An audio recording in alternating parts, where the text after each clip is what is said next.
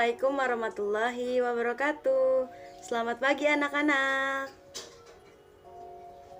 Bagaimana kabar kalian? Apakah masih semangat untuk belajar pada hari ini? Alhamdulillah. Anak-anak, jangan lupa ya untuk selalu menjaga kesehatan dengan makan makanan bergizi dan tetap di rumah. Kalau terpaksa harus pergi, jangan lupa terapkan 3M, yaitu mencuci tangan, memakai masker, dan menjaga jarak. Mari kita putus bersama rantai penyebaran COVID-19. Sebelum kita belajar, alangkah lebih baiknya kita berdoa dulu. Baiklah, berdoa menurut agama dan kepercayaan masing-masing dimulai. Berdoa selesai. Pada kesempatan kali ini, kita akan belajar pelajaran IPA mengenai daur hidup hewan. Anak-anak sudah pada tahu belum? Apa sih yang dimaksud dengan daur hidup hewan?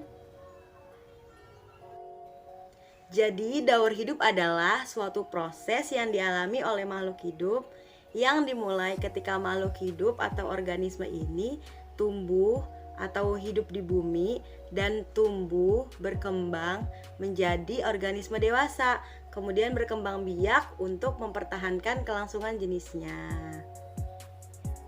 Apakah sampai sini ada yang masih bingung atau ada yang ingin bertanya? Ibu lanjut ya. Jadi, karena pelajaran kali ini adalah mempelajari tentang daur hidup hewan, apakah sudah ada yang tahu hewan apa ya yang mau kita pelajari? Hewannya ini sukanya terbang, warnanya cantik. Betul sekali, kita akan mempelajari daur hidup kupu-kupu. Sebelum itu, Ibu memiliki sebuah gambar nih. Anak-anak bisa diamati terlebih dahulu ya gambarnya. Ini dia gambarnya. Nah, dari gambar ini kira-kira apa ya yang terjadi? Boleh kalian lihat dulu. Kalian amati baik-baik menggunakan panca indera kalian, yaitu menggunakan mata kalian. Apa perbedaan dari tiap fase yang ada pada gambar ini? Ibu tunggu hingga 5 menit ya. Nah, bagaimana? Apakah ada yang ingin membantu Ibu untuk menjelaskan ke teman-teman dari gambar yang telah kalian amati ini, apa sih maksudnya? Ya, boleh, Gina. Betul sekali. Apakah ada yang ingin membantu Gina untuk melengkapi jawabannya? Oke, boleh Mutiara. Nah, betul sekali. Jadi, Ibu akan membantu melengkapi dan memperjelas jawaban dari Gina dan Muti. Sebelumnya, kita beri tepuk tangan untuk Gina dan Muti yang telah berani untuk menjawab. Nah, anak-anak, dari hasil pengamatan kita mengenai daur hidup hewan, yaitu hewan kupu-kupu, terbagi menjadi 4 fase atau 4 tahapan. Tahapan yang pertama, kupu-kupu dimulai dari telur atau telur kupu-kupu. Jadi telur kupu-kupu ini biasanya ada di bagian bawah daun pada tumbuhan. Nah, telur kupu-kupu ini juga dilengkapi dengan kulit keras yang akan membuat telur aman dari suhu panas dan dingin. Nah, tahapan ini berlangsung hingga beberapa minggu. Setelah telur ini menetas, maka telur ini akan berubah menjadi ulat. Nah, ulat ini punya tugas utama dan hanya satu-satunya, yaitu makan. Jadi ulat ini tugasnya hanya makan. Lalu makanan utama ulat ini apa sih?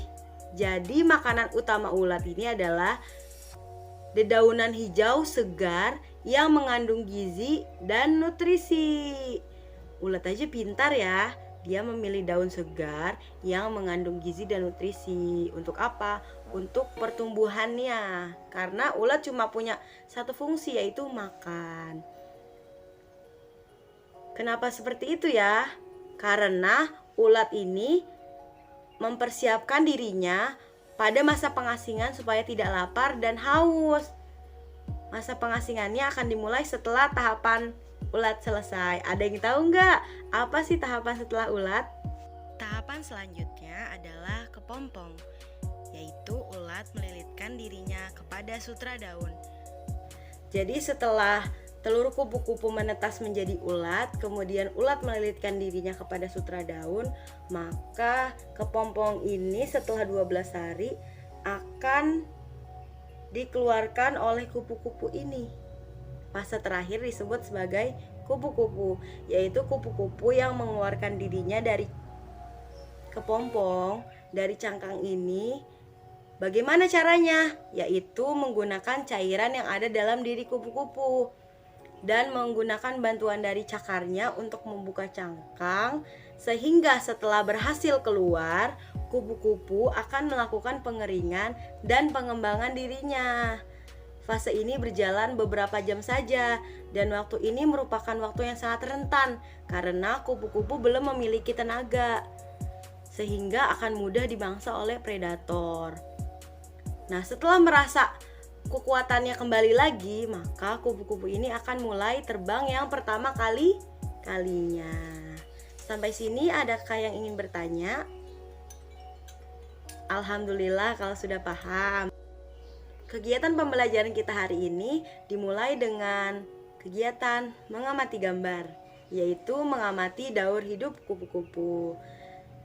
Fungsi mengamati ini apa sih Bu Guru? Jadi mengamati ini berfungsi untuk memaksimalkan panca indera kalian dalam memperoleh data atau informasi. Jadi seperti kegiatan yang kita mulai di awal, yaitu mengamati gambar, anak-anak sudah punya gambaran nih bahwa kupu-kupu ini ternyata memiliki beberapa fase atau tingkatan, yaitu yang pertama dari mulai telurnya, kemudian berubah menjadi ulat, berubah menjadi kepompong atau pupa, dan baru berubah menjadi kupu-kupu. Jadi anak-anak jangan pernah malu untuk mengamati benda-benda sekitar, karena dengan mengamati bisa memaksimalkan proses dan fungsi dari panca indera kalian. Bisa juga dengan mendengar, dengan berbicara menggunakan panca indera. Tetap semangat dalam belajar, tetap semangat dalam menggapai cita-cita kalian, karena pandemi bukan penghalang bagi kalian untuk menggapai cita-cita. Kurang lebihnya mohon maaf. Wassalamualaikum warahmatullahi wabarakatuh. Salam semangat.